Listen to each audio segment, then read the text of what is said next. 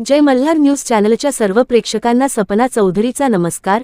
नंदुरबार जिल्ह्याच्या जिल्हा पोलीस अध्यक्ष अश्विनी सानप यांनी आपला जिल्हा पोलीस अधीक्षक पदाचा कार्यभार सांभाळल्यानंतर त्यांनी आज प्रसार माध्यमांशी संवाद साधला।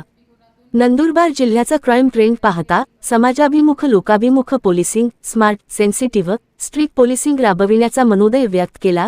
तसेच कम्युनिटी पोलिसिंगच्या माध्यमातून समाजामध्ये संवाद कसा राखला जाईल यासाठी विशेष प्रयत्न केले जातील।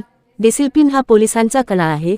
तसेच महिलांच्या बाबतीत जिल्ह्यातील शाळा कॉलेज या ठिकाणी दामिनी पथकाच्या माध्यमातून पोलिसिंग आणि पेट्रोलिंग असते, तर स्वतःच्या संरक्षणासाठी महिला कशा सक्षम होतील यावर भर दिला जाईल।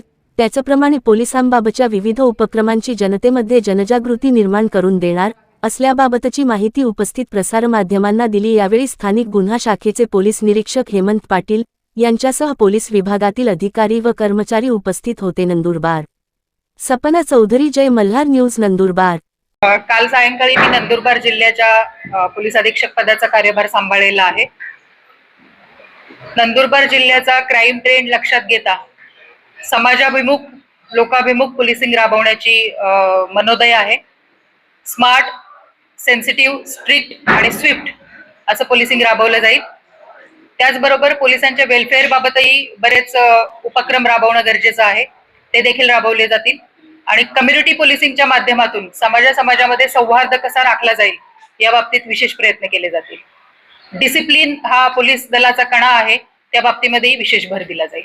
महिलांच्या बाबतीमध्ये शाळा कॉलेजेसमध्ये आमचं दामिनी पथकाच्या मार्फतीने पोलिसिंग तर असतंच, पेट्रोलिंग असतं, परंतु स्वतःच्या संरक्षणासाठी महिला कशा सज्ज होतील किंवा त्या बाबतीमध्ये त्यांच्यामध्ये कसं बळ निर्माण होईल या दृष्टीने काही उपाययोजना करण्याचा मनोदय आहे।